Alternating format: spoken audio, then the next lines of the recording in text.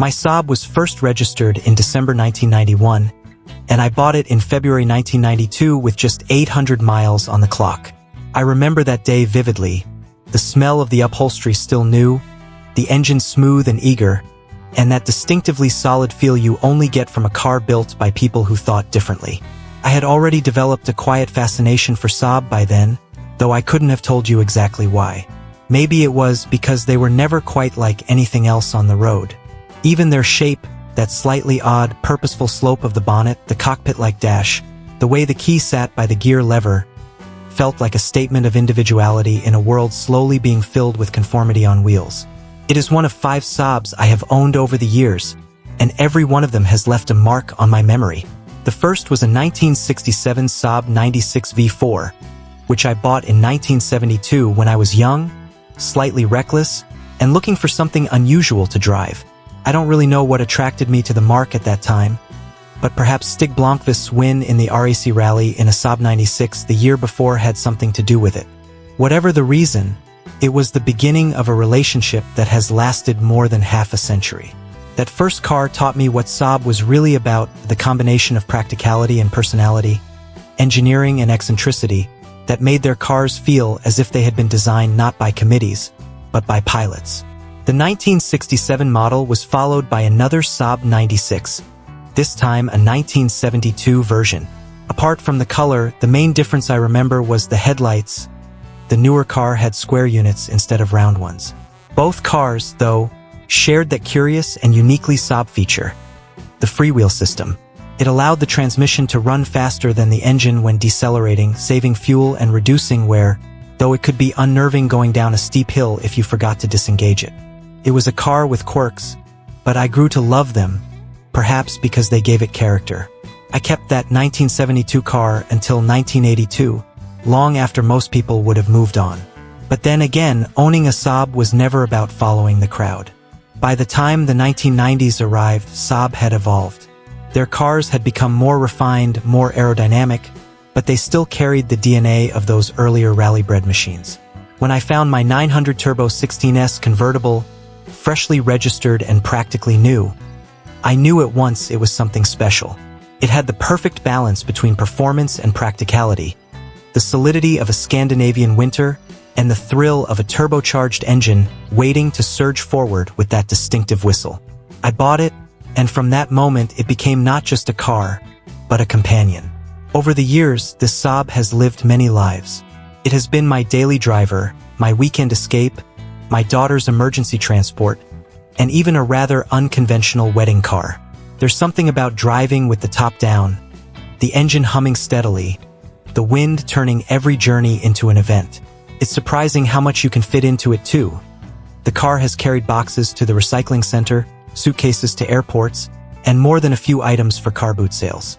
I sometimes joke that I've done everything in this car except race it, though to be honest, even that might have been fun.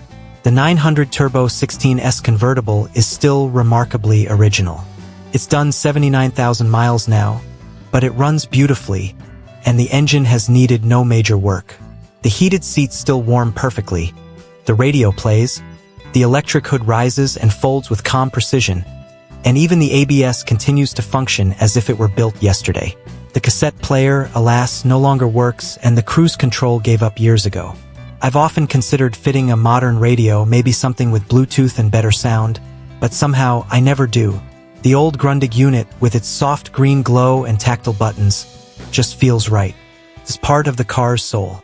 I sometimes think that cars, like people, absorb the passage of time in layers. Each scratch, each polished curve, each replaced gasket tells part of the story.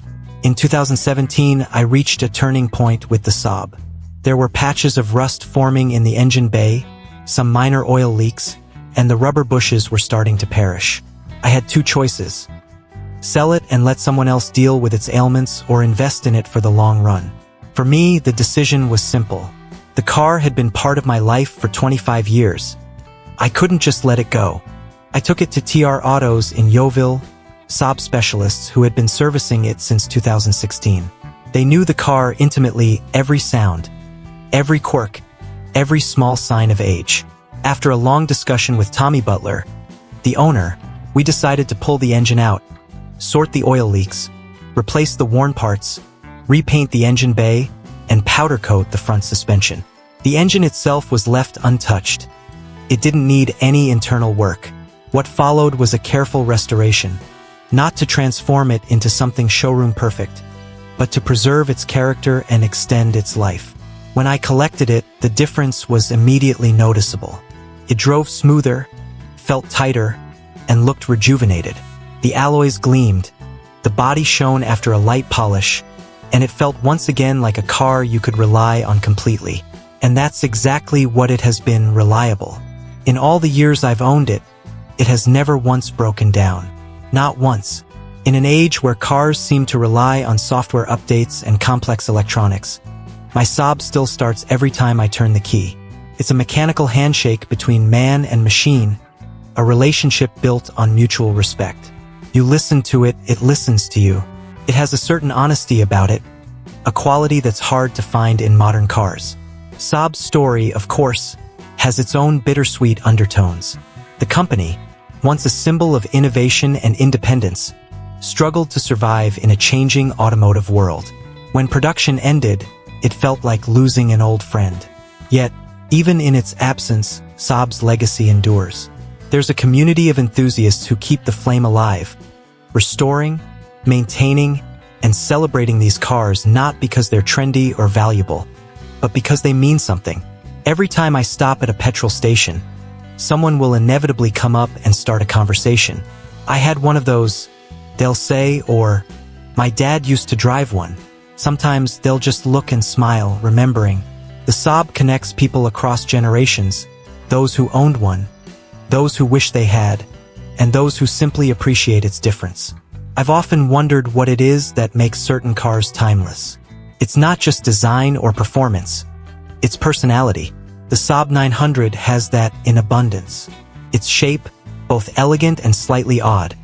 Its driving feel, a blend of security and sportiness, and its aura of unpretentious sophistication. It's a car that never shouts for attention but always gets it. Even now, more than 30 years after it was built, it turns heads for all the right reasons.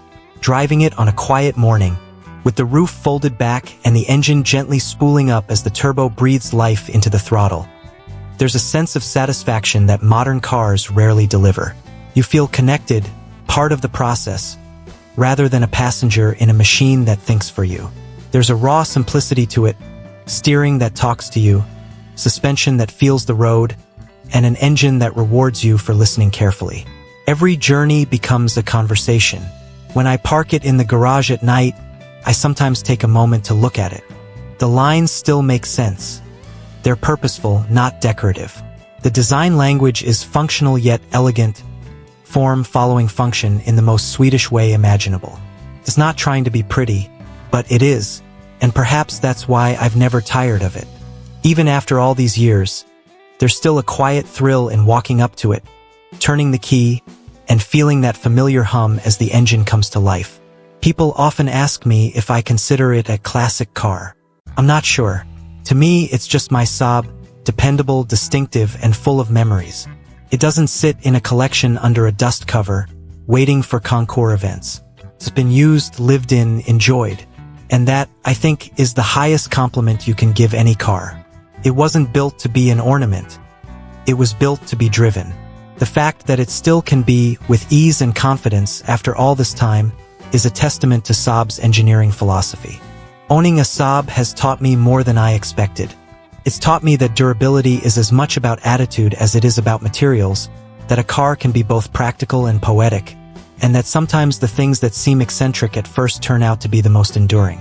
When I bought that first 96 V4 back in the 70s, I couldn't have imagined that, 50 years later, I'd still be driving a Saab. Yet here I am, and I wouldn't have it any other way. The car world has changed beyond recognition. Electric drivetrains, driver aids, screens replacing gauges, all of it impressive, but somehow distant.